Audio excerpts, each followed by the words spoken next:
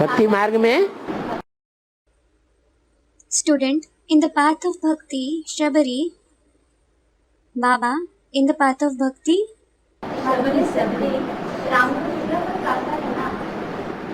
शबरी राम का झूठापन गाती है।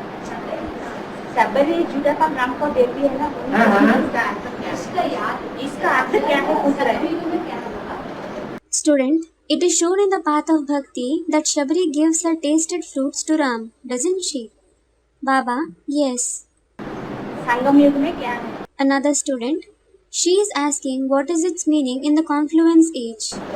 संगम युग में In the confluence age, जो झूठा फल देती है those who give tasted fruit, भगवान को अर्पण कर देती है। they offer it to God. झूठा किसका है? Who has tasted it? है झूठा कर दिया। If someone has tasted it, अपने आप झूठा कर दिया कि किसी दूसरे ने झूठा किया? did he himself taste it or did someone else taste it? Student, he himself tasted it. माने माताएं हैं और माताएं अपनी इच्छा से अपना पति बनाया और पति ने शरीर को झूठा किया। It means there are mothers and they made someone their husband voluntarily and her husband used her body. किसकी इच्छा से किया? With whose wish did he do that? किसकी इच्छा से किया? With whose wish did he do that? माता की इच्छा से किया। He did that with the wish of the mother. तो बेर को झूठा कर दिया ना माता ने। So the mothers had the berries tasted, used, hadn't she? और भगवान को अर्पण हो गई। And then she surrendered herself to God. माना ज्ञान में आने के बाद अगर कोई शादी कर लेती है कन्या तो क्या हो गई? It means if a maiden marries someone after coming in knowledge, what did she become? शूद्राणी हो गई या ब्राह्मणी रही? Did she become a Shudrani, a female Shudra, or did she stay a Brahmin? शूद्राणी हो गई। She became a Shudrani. Shabari भी क्या थी? What was Shabari as well? शूद्राणी थी। She was a Shudrani. व्यभिचारिणी बन गई She became adulteress. और व्यभिचारिणी बनने के कारण उसने वो फल को झूठा कर दिया। And she tasted those fruits because of becoming adulteress. वो फल झूठा कर दिया। She tasted them. लक्ष्मण ने तो खाया नहीं। Well, Lakshman didn't eat them. किसने खाया? Who ate them? भगवान राम ने खाया। God Ram ate them. अरे वो तो भगवान थे।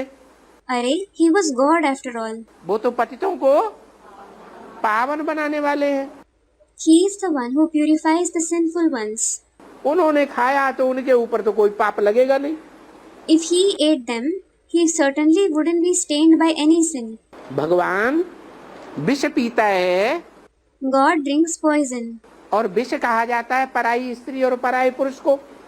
And to indulge in vices with someone else's wife or someone else's husband is called poison.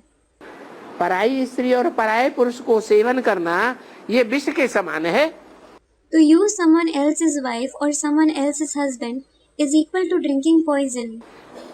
लेकिन अगर भगवान ने वो विष पिया तो समर्थ को नहीं दोष गुसाई, रवि पावक जल सम की नहीं। But if God drinks that poison, Samarth ko nahi dosh gusai, Ravi pavak jal sam ki nahi. The capable one shall not be blamed, neither the sun, fire, nor water. वो रवि माने सूर्य तो ताकतवर है, अग्नि शक्तिशाली है, Ravi means the sun is certainly powerful. Fire is powerful. जल भी शक्तिशाली है। Water is also powerful. ये तीनों क्या करते हैं? What do all the three do? जल भी शुद्ध कर देता है। Water also does the work of purifying. जल देवता शुद्ध करता है कि नहीं? Does the water deity do the work of cleaning or not? अग्नि भी है, शुद्ध कर देती है। Fire also does the work of purifying. और सूर्य भी कचरे को सुखा देता है, And the sun also dries up the garbage. सारी बदबू को सोख लेता है। It dries up all the bad odor. तो उनको कोई दोष नहीं लगता। So they aren't blamed at all. ऐसे ही जो भगवान है वो तो सर्वशक्तिवान है, Similarly, God is certainly almighty. उसको तो दोष लगने का सवाल ही नहीं। There is no question of him being blamed at all. तो भगवान ने शबरी के झूठे बेर खाए। So God ate the tasted berries of Shabari. ये गायन है, लक्ष्मण ने नहीं खाए। क्यों नहीं खाए? It is famous that Lakshman didn't eat them. Why didn't he eat them? हैं? क्यों नहीं खाए? Why didn't he eat them? फेंक दिए। He threw them away. इसलिए नहीं खाए कि वो पर स्त्री का अगर सेवन करेगा तो उसको पाप लग जाएगा। He didn't eat them because if he indulges in vices with someone else's wife, he will be stained by sin.